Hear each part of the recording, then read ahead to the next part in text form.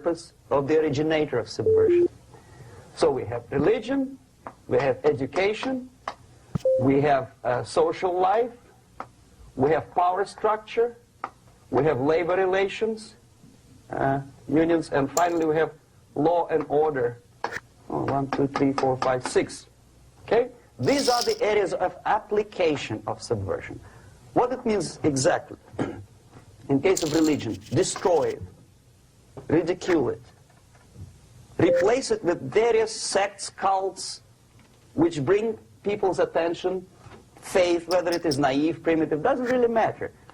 As long as the basically accepted religious dogma is being slowly eroded and taken away from the supreme purpose of religion, to keep people in touch with the supreme being, that serves the purpose. Therefore, replace it, accepted, respected religious organizations with fake organizations. Distract people's attention from the real faith and attract them to various different faiths. Education. Distract them from learning something which is constructive, pragmatic, efficient. Instead of mathematics, physics, foreign languages, chemistry, teach them history of urban warfare, natural food, home economy, your sexuality, anything, as long as it takes you away. Okay? Social life. Replace traditionally established institutions and organizations with fake organizations. Take away the initiative from people. Take away the responsibility from naturally established links between individuals, group of individuals, and society at large, and replace them with artificially, bureaucratically controlled bodies. Instead of social life and friendship between neighbors, establish social workers institutions. People who are on payroll of whom? Society? No. Bureaucracy. The main concern of social workers is not your family, not you, not social relations between groups of people. The main concern is to get the paycheck from the government. What will be the result of their social work doesn't really matter. They can develop all kind of concepts to show to the government and to the people that they're useful. Okay. Away from the natural links. Power structure. Okay. The natural bodies of administration, which are traditionally either elected by people at large or appointed by elected leaders of society, are being actively substituted by artificial bodies. The bodies of people, groups of people, whom nobody elected. Never. As a matter of fact, most of the people don't like them at all, and yet they exist. One of such group is media. Who elected them? How come they have so much power? Almost monopolistic power on your mind. They can rape your mind. But who elected them? How come they have a nerve to decide what is good and what is bad for the elected by you, president, and his administration? Who the hell are they? Spiro Agnew, who was hated by the liberal left, called them a bunch of enfeebled snobs. And that's exactly what they are. They think they know. They don't. The level of mediocrity. In a big establishment like New York Times, Los Angeles Times, major television network, you don't have to be excellent journalist. You have to be exactly a mediocre journalist. That's easier to survive. There's no competition anymore. You have your good, nice income, $100,000 a year. That's it. Whether you're better or worse doesn't really matter anymore. As soon as you're smiling to the camera and do your job. That's it. No more competition. Power structure slowly is eroded by the bodies and groups of people who do not have neither qualification nor the will of people to keep them in power, and yet they do have power. Okay. Together with that, there is another process. Law enforcement, law and order organization and structure is being eroded. For the last 20, 25 years, if you see old movies and new movies, you can see that in new movies, a policeman, an officer of the United States Army looks dumb, angry, psychotic, paranoid. A criminal looks nice, kind of, well, he smokes hash and shoots the whatever drug, but basically he's a nice human being. He's creative. And he's unproductive only because society oppresses him. Whereby a general of Pentagon is always, by definition, a war maniac. A policeman is a pig, rude policeman. He abuses his power. You know? A generalization like that. The hatred, the mistrust to the people who are supposed to protect you and enforce law and order. Moral relativity. The Angelo Buono process lasted 2 years in Los Angeles. Relativity. The Angelo Buono process lasted 2 years in Los Angeles.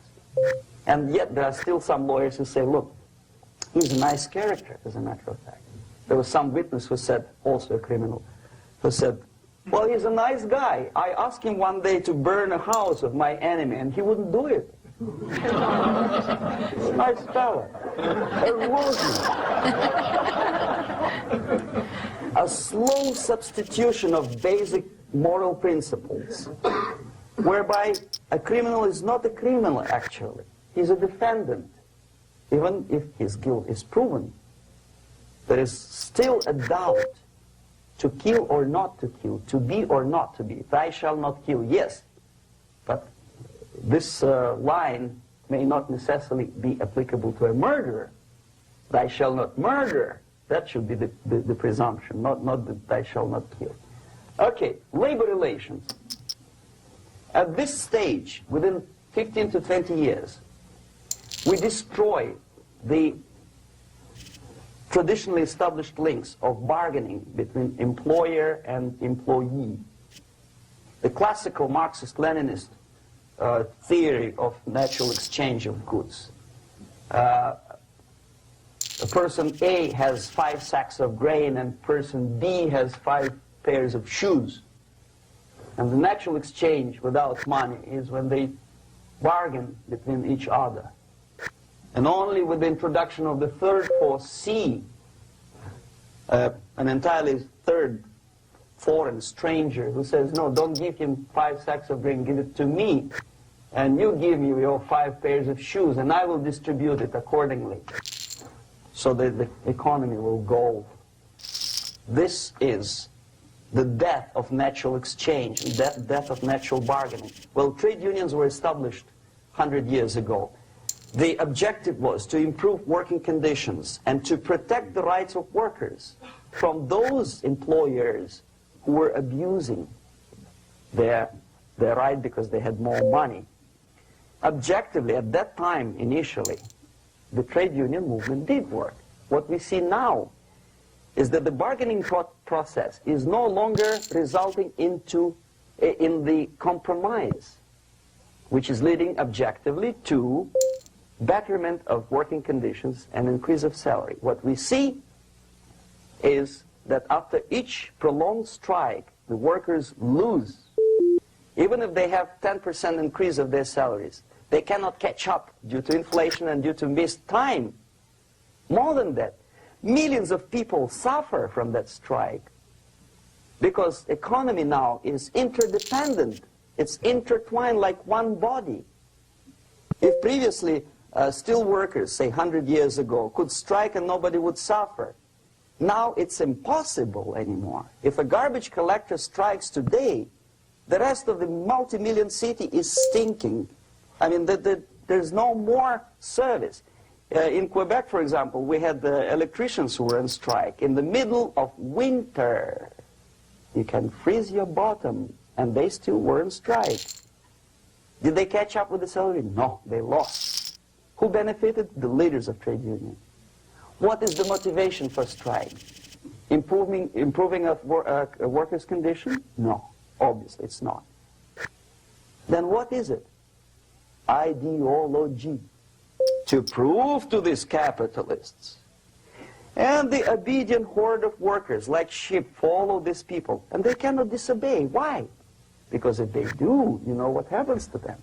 Pickets, murders, shooting truck drivers by picketers. In Montreal, for example, I saw with my own eyes when I was correspondent of CBC International, Canadian Broadcasting Corporation, when the workers of aircraft factory destroyed computers and the equipment in the factory. And the administration employed strike breakers. Their cars were turned upside down and burned. Their houses were burned. Their kids were intimidated. And some victims were there. Of that you can be sure. Why? To improve conditions of workers? No. Ideology. Okay, so this is what happens basically. It may or may not happen without the help of the Soviet Union. But the natural tendencies are being greatly taken advantage of and capitalized by the Soviet propaganda systems. How? Whenever trade union strikes, we have influx of propaganda, mass media, ideological dissemination. The workers' right, and we repeat it like parrots. Yes, workers' right. Whose rights? Workers? No. The only freedom of worker to sell his labor according to his own desire and will is taken away from him. By whom? By trade union boss. Unlimited power is given. Responsibility. I want to sell my labor not for $2.50 an hour, but for $2. I don't have right. My freedom is denied to me. I know that if I sell my work for $2 an hour, not for $3 an hour, I will compete better with the other guy who is lazy and more greedy. I don't need $3. I need only $2. No, I was made to believe by media, by business, by advertising agencies that I need more and more and more. Have you ever heard any advertising on TV to consume less? No. No way. Whether you need a six-cylinder car or not, you have to buy it. And hurry up. When I was driving here on the local radio station, an excited announcer said, "You hurry up, rush and save, save, save. There is a pantyhose sale." Save by buying more. See? Of course. It would be too naive to expect that KGB makes that advertising agency to do such a crazy commercial. No, of course not. But what we did when I was working for Novosti Press, we would snow plow editorial offices, student organizations, religious groups with literature of class struggle. If not directly Marxism-Leninism propaganda, then a propaganda of a legitimate aspirations of working class, betterment of life, equality. Equality, mind you. President Kennedy once said, we will make America to believe that people are born equal. Are people born equal? Is there any mentioning in the Bible or any other holy scripture in any religion, if you don't believe me, go to the library and check it. There is not a single word about equality. Just the opposite. By your deeds, God will judge you. What you do is important. The merit of your personality. You cannot legislate equality. If you want to be equal, you have to be equal. You have to deserve it. And yet we build our society on the principle of equality. We say people are equal. We know it is false. It's a lie. Some people are tall and stupid. Others are short, bold, and clever.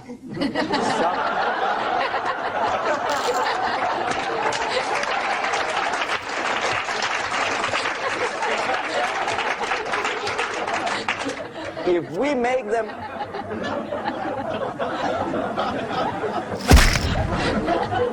make them equal by force, if we put the principle of equality in the basis of our socio-political structure, it's the same thing as building a house on sand. Sooner or later it will collapse, and that's exactly what happens. And we, as Soviet propaganda makers, are trying to push you in the direction which you go yourself. Equality, yes, equality. People are equal. Land of equal opportunities. Is it true or not? Think about it. Equal opportunities. Should there be equal opportunities? For me, and for a lazy bastard who comes here from some other country and immediately registers as a welfare recipient benefits. I never received a single no, sorry, I did receive once. But I never applied for welfare. For the 13 years, I took any job. Security guard, journalist, taxi driver, anything. Well, I was restless, but some people don't like it. They immediately. So why should we have equal opportunities? Why? The equal opportunity to excel. Equal opportunity in equal circumstances, yes, but you know people are different. To excel, yes, provided we reach the same level of excellency, perfection, which is hypothetical, distant future. Yes, maybe. But we know perfectly well that even with the best intentions, people could not be equal. Why should we have equality in the, say, legal system? Myself, I'm considering myself a law-abiding citizen, and a person who comes here to rob and shoot, say, the United States administration under Carter, imported thousands of Cuban criminals. They were non-criminals, yet they were accepted. Do you think it's fair if myself and my wife from Philippines, who work like a, excuse me, horse as a lab technician in the hospital, should have the same rights as a criminal from Cuba? Why? And yet we repeat as parrots, equality, equality, equality. And the Soviet propaganda system helps us to believe that equality is something which is desirable. Democracy, as it was established by fathers of this country, of this system in the last century, is not equality. It's the system where different people, unequal people, have a chance to survive and help each other in constant competition, in constant perfection, not in equality, which is superimposed from a godfather or a nice person in Washington, D.C. And the absolute equality exists in Soviet Union, quote-unquote equality. Everybody is equal in dirt, except some people are more equal than the others in Politburo. So, the moment you bring a country to the point of almost total demoralization, when nothing works anymore, when you are not sure whether it is right or wrong, good and bad, but there's no division between evil and good, when even the leaders of church sometimes say, well, violence for the sake of justice, especially social justice, is justified in the countries like Nicaragua, El Salvador, well, maybe Rhodesia, and we listen to them and say, yeah, probably it's true. Is it true? No, it is not true. Violence is not justified, especially for the sake of quote-unquote social justice introduced by Marxist-Leninists, that is my former colleagues from Novosti Press Agency. Okay, so we reached that point. The next step is destabilization.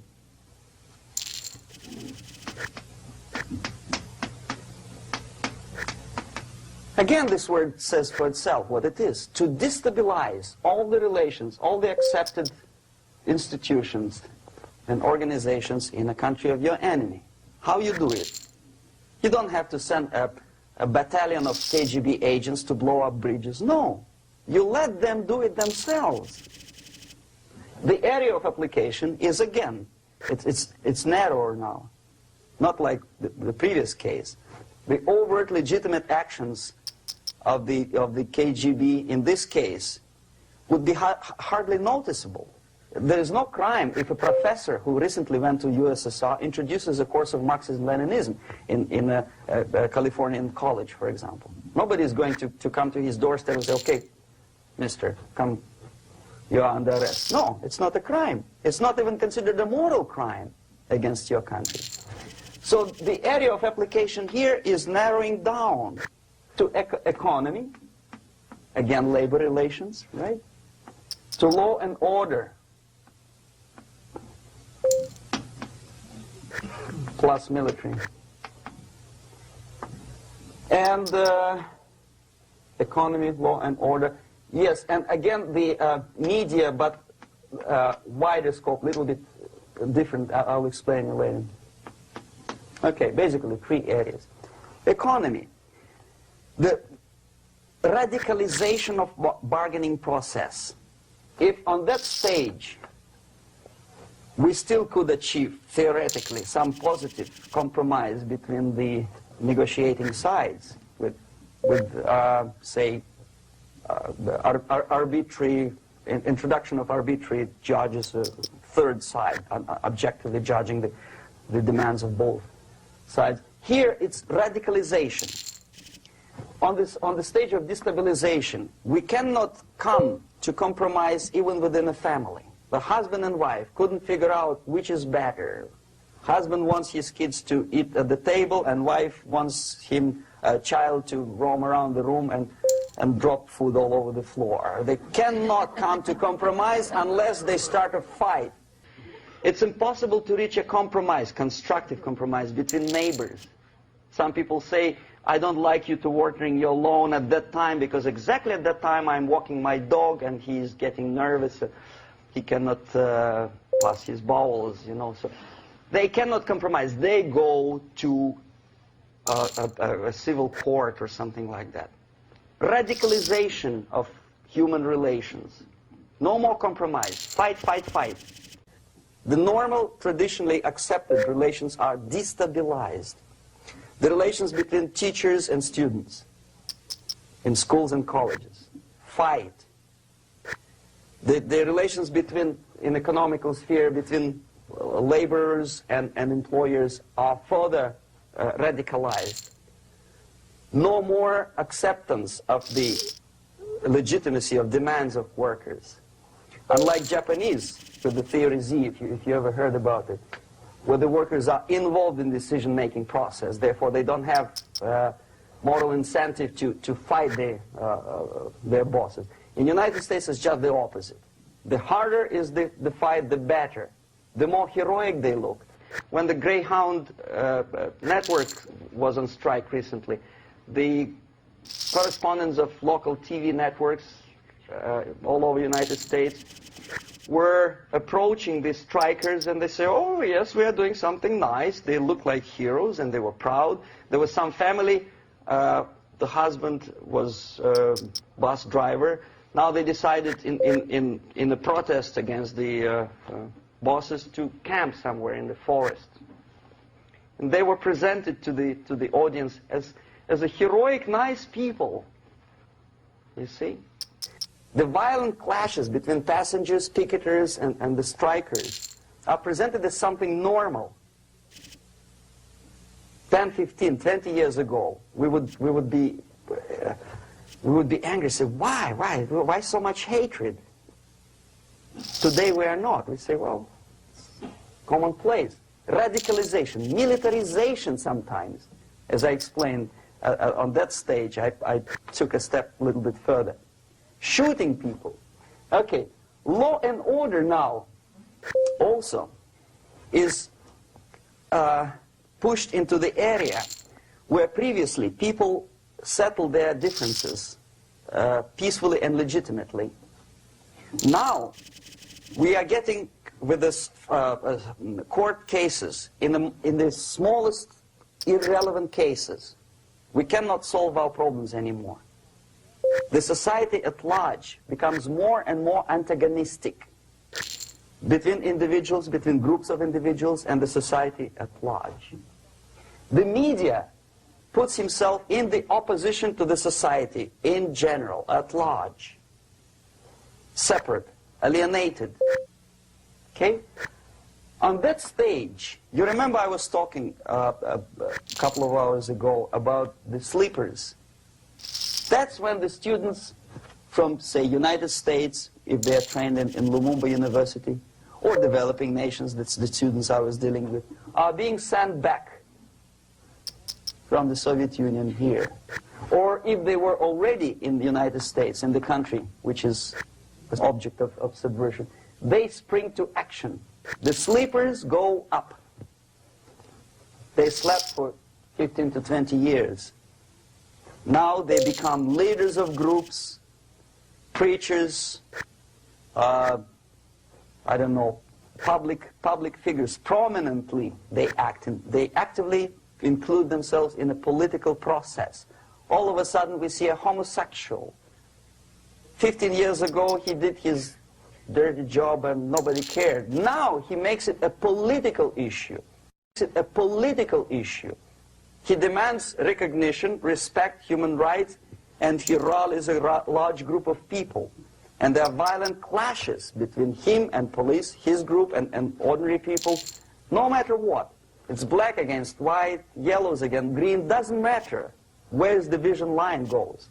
As long as this group come into antagonistic clash, sometimes militantly, sometimes with firearms, that is destabilization process. The sleepers, many of whom are simply KGB agents, become leaders of the process of destabilization. Doesn't mean that Comrade Andropov sends Comrade Ivanov to the United States. The person who takes care is already here. He is a respected citizen of the United States. Sometimes he gets money from various foundations for his legitimate struggle for, I don't know, human rights, women's rights, kid lib, prison lib, whatever. There are sympathetic Americans who donate their money to him. This stabilization process usually leads directly to the process of crisis. In case of developing nations, that's the area where I was active. The process starts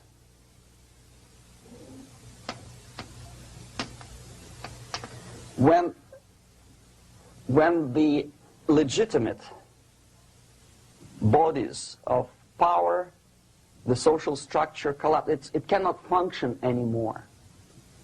So instead, we have artificial body injected into society, such as non-elected committees. You remember I was talking about them here. Social workers who are not elected by people, media who are self-appointed rulers of your opinion, some strange groups which claim that they know how to lead society forward. They don't usually. All they care is how to collect donations and sell their own concocted ideology, mixture of religion and ideology.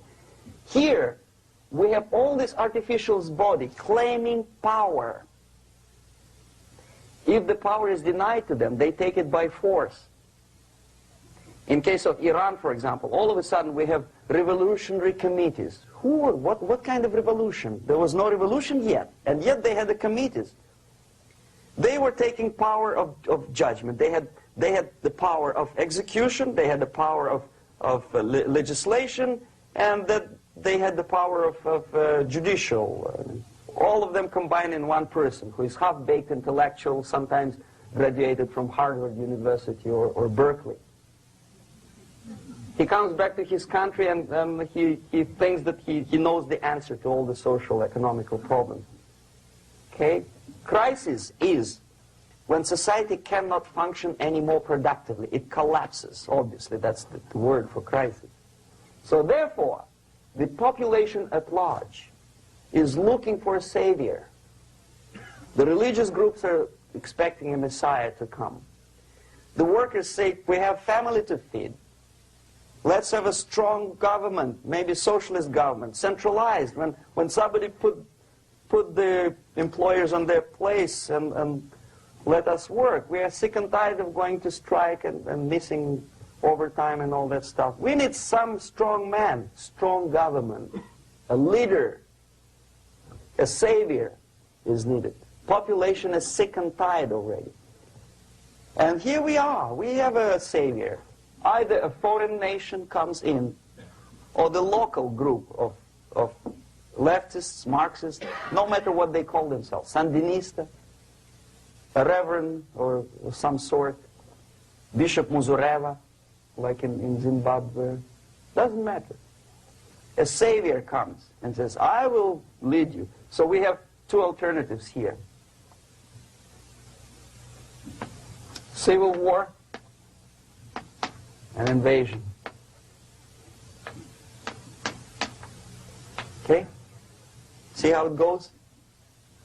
Civil war, we know what it is. Lebanon is the best example. The civil war, which was artificially implanted in Lebanon by injection of force of PLO, Palestinian Liberation Organization. Invasion we have in many other countries like Afghanistan, name any East European country, it was invaded by the Soviet army. But the result is the same. The next stage is normalization. Normalization is a very ironic word, of course. It is borrowed from 1968 situation in Czechoslovakia, when the Soviet propaganda, and after them New York Times, declared the country is normalized. The tanks moved into Prague, so there is no more Prague Spring, there is no more violence. Normalization. At that stage, the self-appointed rulers of the society don't need any revolution anymore. They don't need any radicalism anymore. So this is the reverse from destabilization. Basically, it is stabilizing the country by force.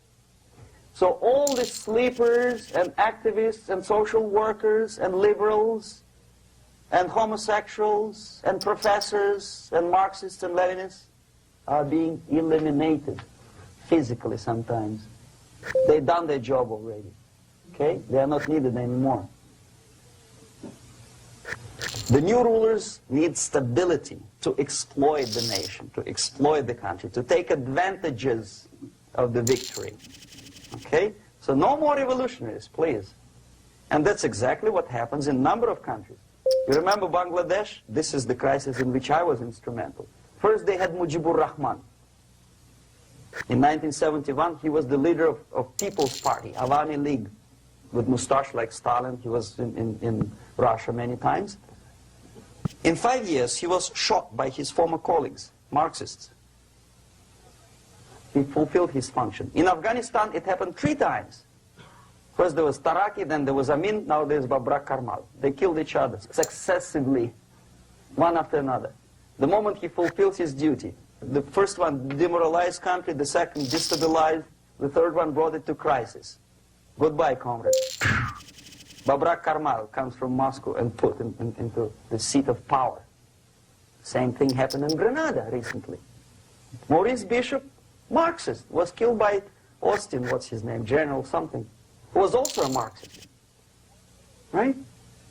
So no more revolutions, please. Normalization now.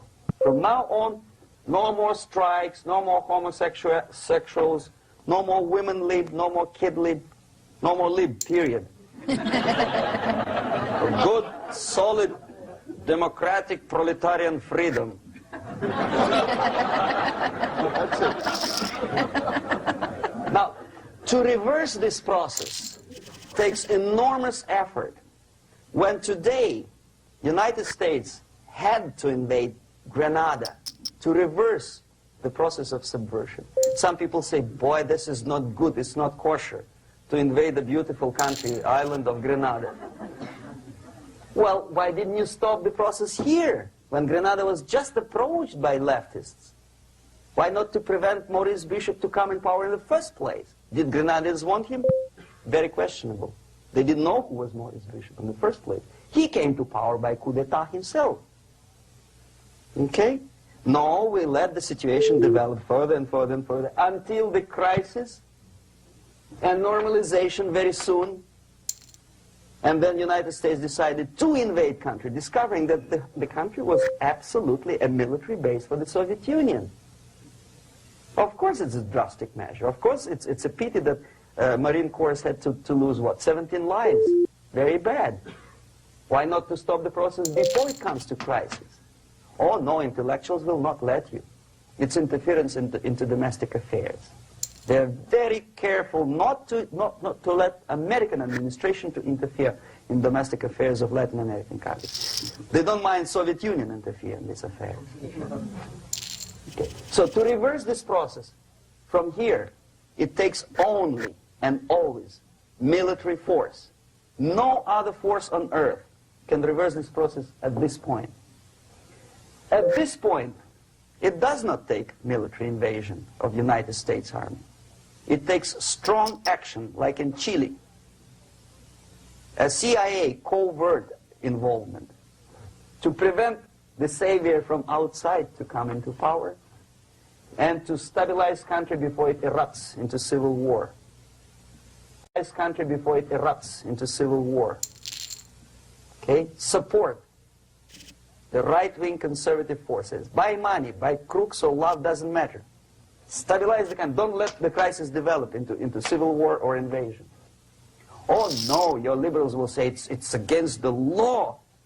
The Congress will not appropriate money for covert actions of CIA. Why not? Should we wait till the normalization come and Soviet tanks land in Los Angeles airport?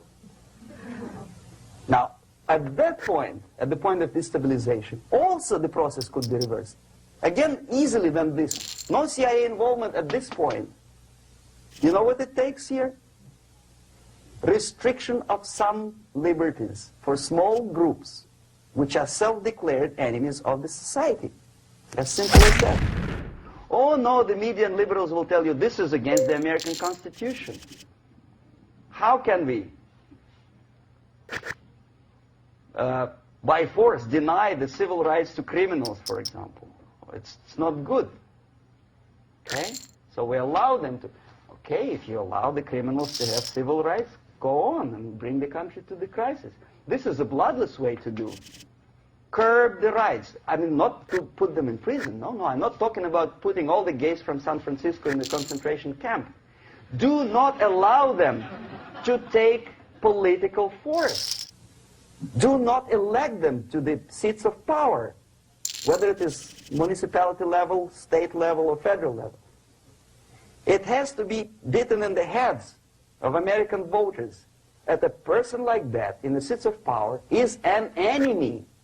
Do not be afraid of this word. It is an enemy. If he is not an enemy here, he will be here. Later on, he will be shot, of course. But at this point, he is an enemy. Okay? You are doing great service by denying him a right to capitalize on his own crazy ideas and become a powerful man, a man who uses the seat of power.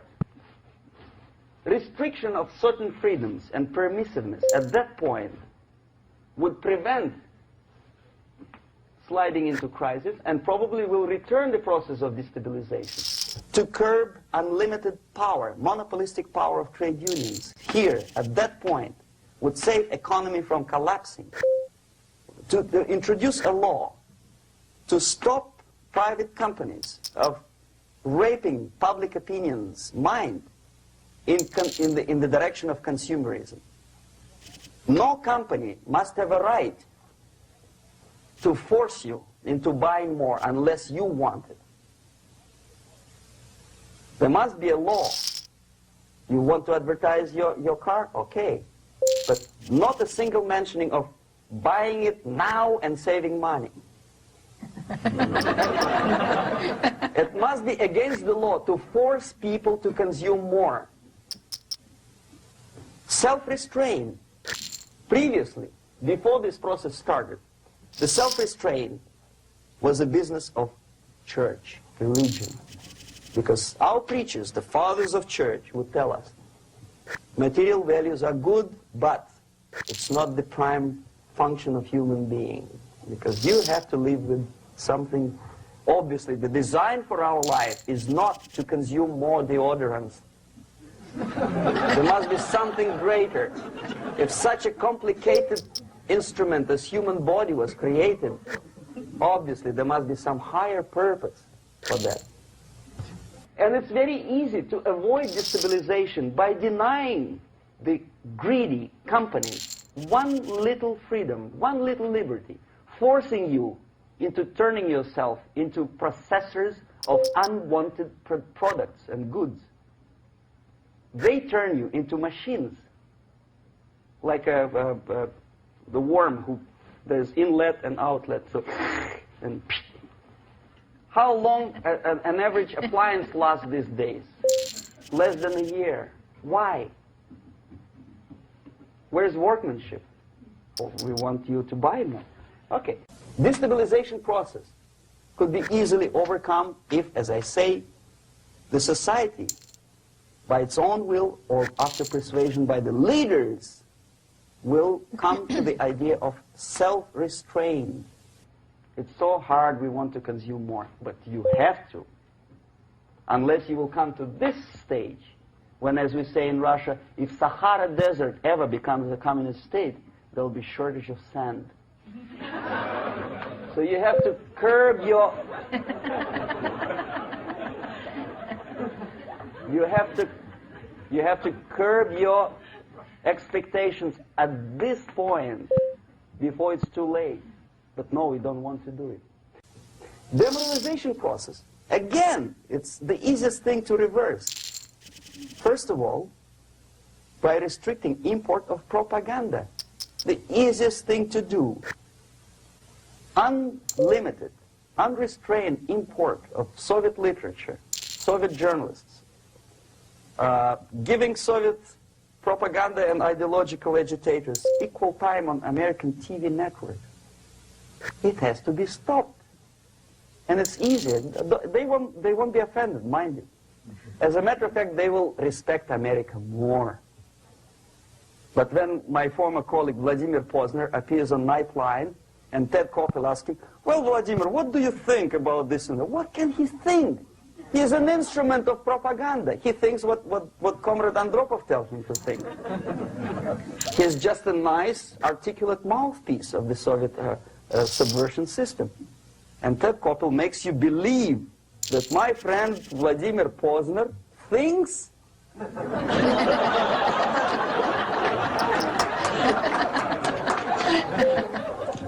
the process of demoralization may not have started at all if at that point the country, which is a recipient of subversion, actively, not violently, but actively, prevents importation of foreign ideology.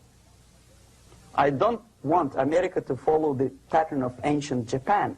You don't have to shoot every foreigner when it approaches the sacred borders of the United States. But when he offers you a junk in the disguise of very shiny something, you have to tell him, no, we have our own junk.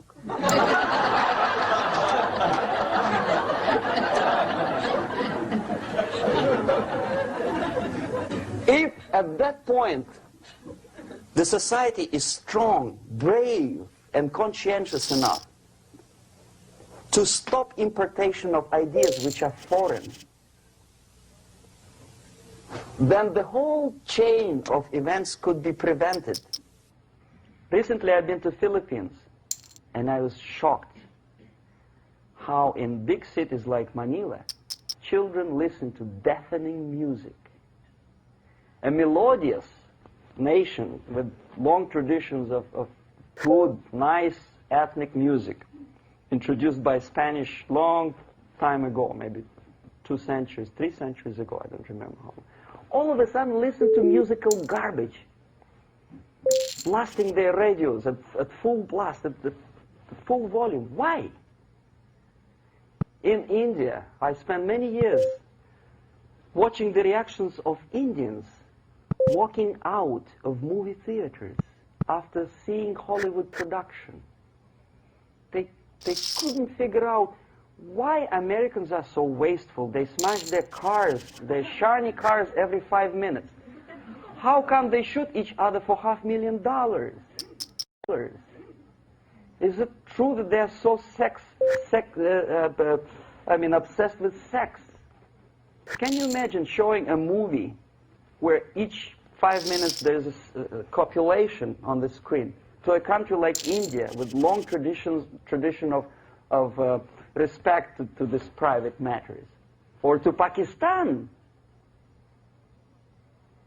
And United States expect these people to respect you? No way. Oh yes, they will see the movie, they'll pay 5 rupees to see that garbage. But they walk out and will tell their kids, don't respect Americans, don't be like Americans. See?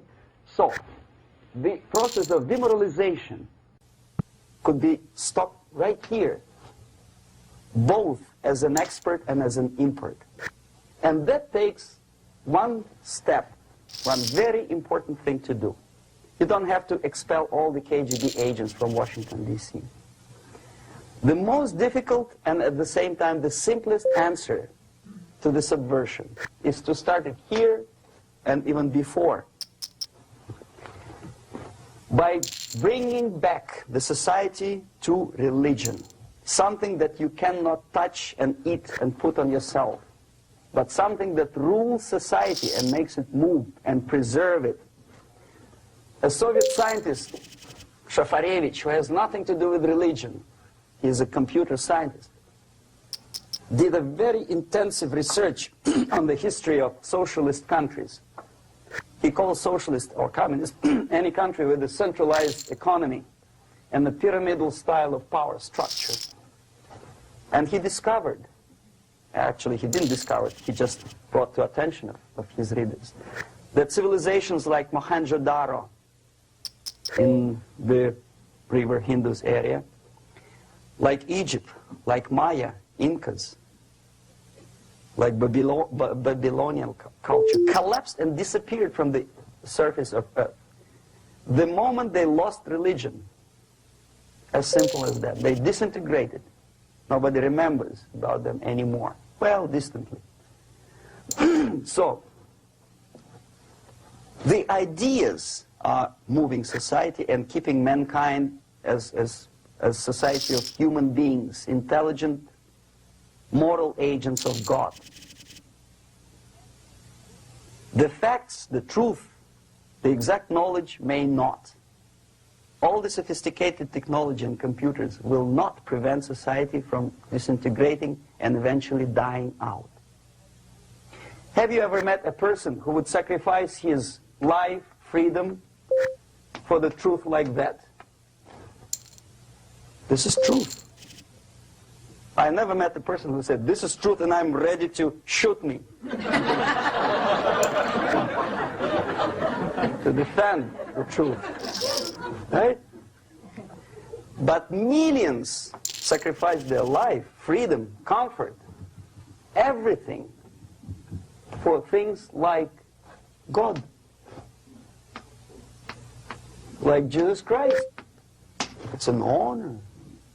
Some martyrs in the Soviet concentration camp died. And they died in peace. Unlike those who shouted, "Long live Stalin," knowing perfectly well that he may not live long. Something which is not material moves society and helps it to survive. And the other way around. The moment we turn into 2 by 2 is 4 and make it a guiding principle of our life, our existence, we die. Even though this is true, and this we cannot prove. We only can feel and have faith in it. So the answer to ideological subversion, strangely enough, is very simple. You don't have to shoot people, you don't have to aim missiles and Pershings and cruise missiles at Andropov's headquarters. You simply have to have faith and prevent subversion. In other words, not to be a victim of subversion. Don't try to be a person who in judo is trying to smash your enemy and being caught by your hand. Don't strike like that. Strike with the power of spirit and moral superiority. If you don't have that power, it's high time to develop it. And that's the only answer. That's it. Thank you.